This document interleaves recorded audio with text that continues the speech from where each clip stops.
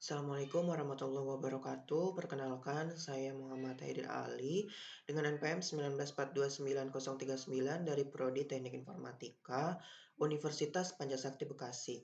Dalam video ini, saya akan mempraktikkan bagaimana caranya subnetting kelas C yang mana nantinya akan dipakai oleh 14 host. Saya akan menjawab beberapa pertanyaan ini terlebih dahulu sebelum mempraktikannya. Pertama, berapa bit hostnya? Nah, kita tahu cara menentukan bit host, cara menentukan banyaknya user yang dipakai adalah dengan rumus seperti ini. 2 pangkat N min 2. Karena usernya sudah diketahui yaitu 14, maka kita bisa mencari jumlah bit hostnya atau nilai pangkat dari 2. Maka didapat 2 pangkat N min 2 sama dengan 14. Kemudian 2 pangkat N sama dengan 14 ditambah 2. 2 pangkat N sama dengan 16. Kemudian N sama dengan 4. Kenapa N sama dengan 4? Karena 2 pangkat 4 sama dengan 16.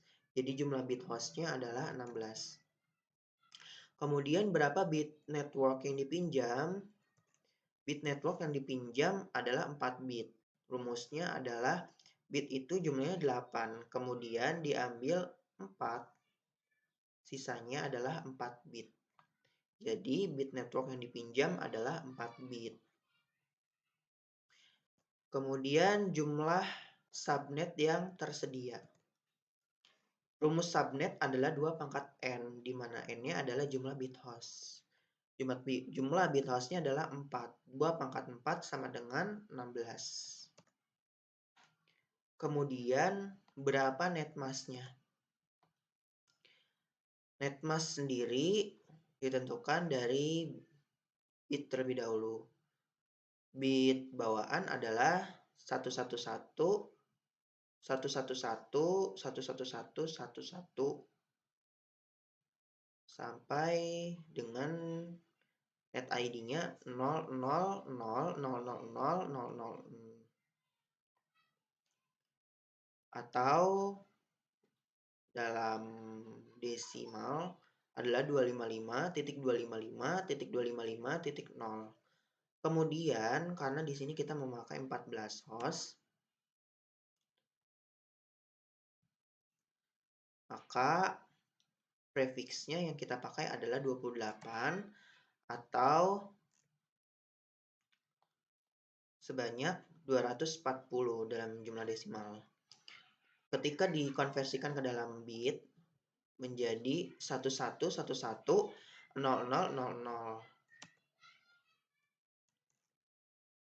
Kemudian untuk menentukan subnet ID-nya,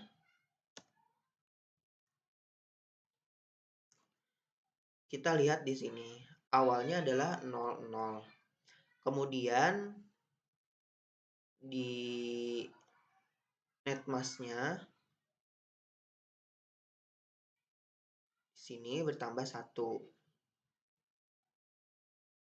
Jadi dikonversikan jadi dari nilai bit ke desimal adalah 16. Kemudian 10000032 dan seterusnya sampai 240.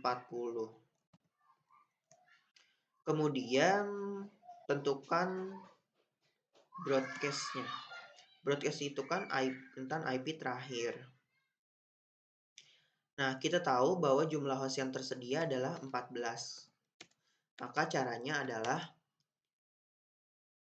dan kita tahu bahwa subnet yang pertama di sini adalah tidak bisa dipakai, invalid, dan broadcast ID-nya juga tidak bisa dipakai. Maka yang dipakai antara nilai subnet ID dan broadcast ID. Yang dipakai adalah 1. 1 dimulai sampai dengan 14 host. Maka rumusnya adalah ditambah 1 ditambah 14. Jadi broadcast ID-nya adalah 192.168.1.15. Kemudian bersambung ke subnet ID 16. 16 tambah 1, 17, 17 tambah 14, 31. Dan seterusnya sampai dengan subnet ID 240 dan broadcast ID-nya. Oh, ini salah, 192.168.1 sampai titik 255.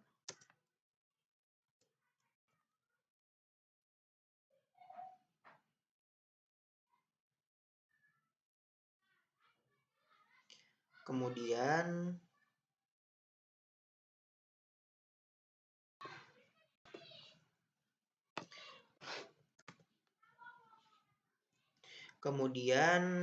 menentukan rank IP pertama sampai IP terakhir.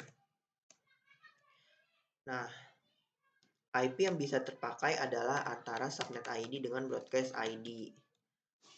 Sama seperti yang tadi, hanya bedanya ini di breakdown lagi. IP pertama dimulai dari 192.168.1.1. Kemudian sampai dengan user ke-14. IP terakhir yaitu 192.168.1.14. Dan begitu seterusnya. 16. Setelah broadcast ID 15, kemudian masuk ke subnet yang kedua, subnet ID 16. Kemudian IP pertamanya 17, kemudian IP terakhirnya 30. Kenapa? Karena jumlah hostnya masing-masing subnet kan ada 14. Nah, saya sudah menjawab pertanyaan ini. Kemudian mari kita demokan dengan Cisco Packet Tracer. Di sini saya telah menyiapkan sebuah jaringan. Ini belum saya konfigurasi IP-nya. Di sini saya akan memakai perbandingan bagaimana cara kerja jaringan antara jaringan yang sudah di subnet dan jaringan yang sebelum di subnet. Bisa kita lihat di sini jaringannya belum di subnet. Masih IP bawaan. Masih kosong.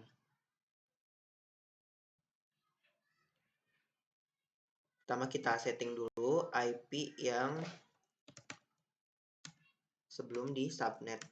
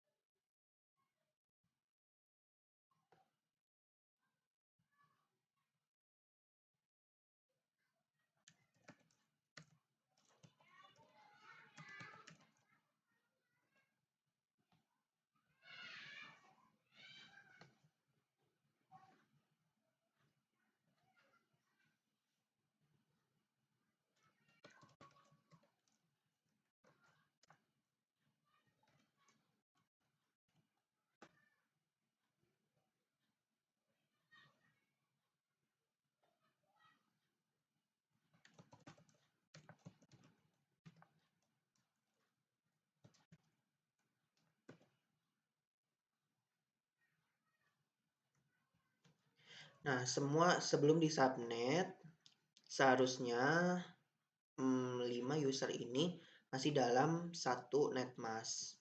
Bisa kita lihat di sini di IP configuration-nya subnet mask-nya masih default yaitu 255, 255, 255, 0. Sama seperti PC selanjutnya. Ya, di sini.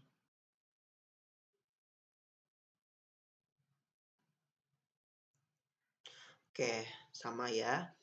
Kemudian kita tes ping-nya.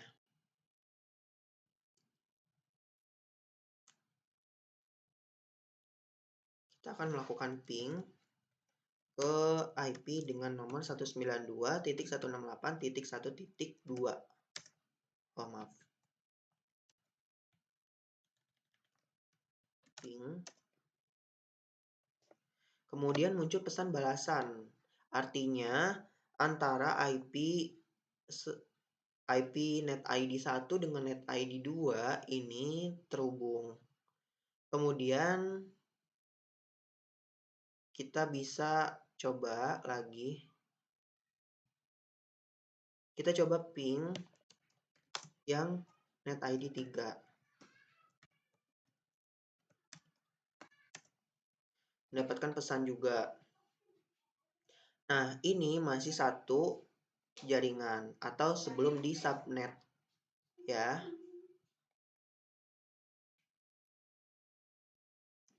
Jadi semua komputer di sini masih terhubung karena masih satu jaringan atau belum di subnetting.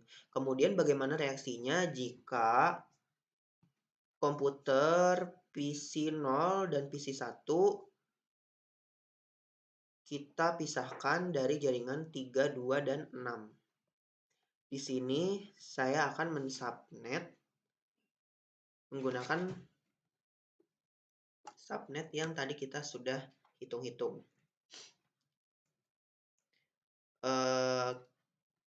Untuk PC 1 dan 2 saya akan tempatkan di subnet pertama.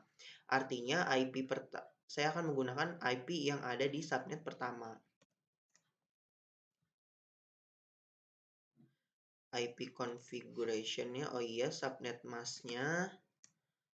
Kita lihat di sini subnet mask adalah 240.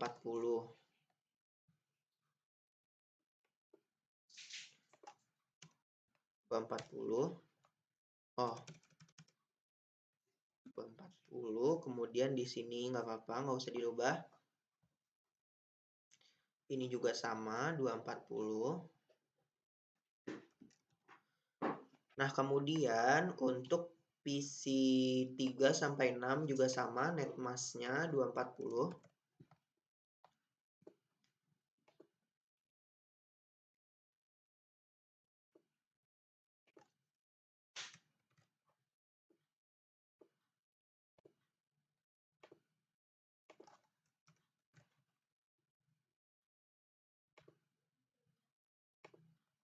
Oke, tapi perbedaannya di PC 3 sampai 6 ini kita pakai jaringan yang subnet ke 2. Artinya saya akan memulai 17, 18, 19.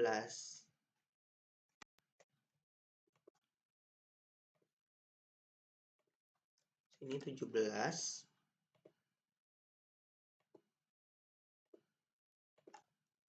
18 dan 19.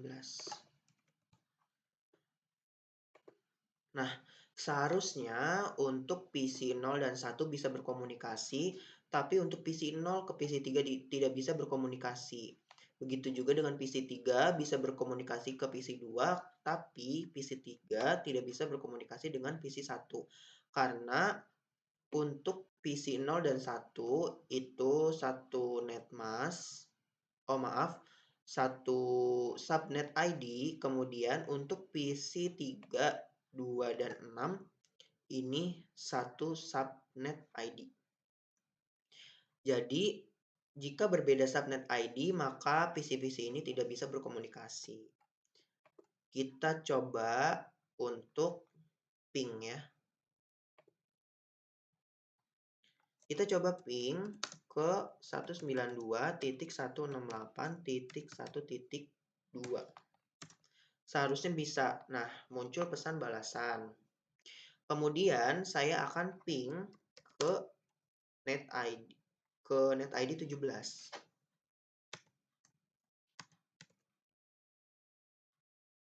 Ya, 17.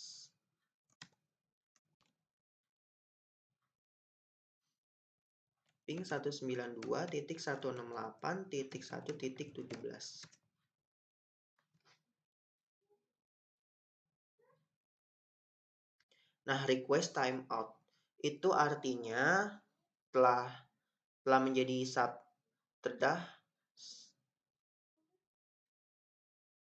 disubnetting ya. Itu artinya IP subnet ID 17 ini berbeda subnet dengan PC yang 192.168.1.1. Kemudian kita coba berkomunikasi antara PC 3 dengan PC 2.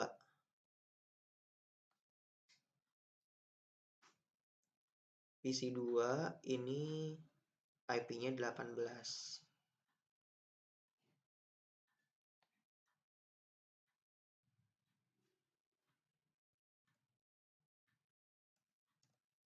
Ping 192.168.1.18. Nah, muncul pesan balasan.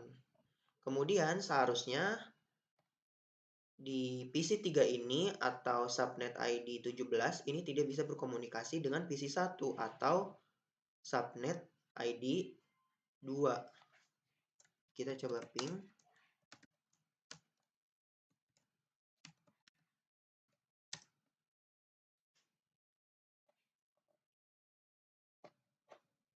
Nah, request timeout.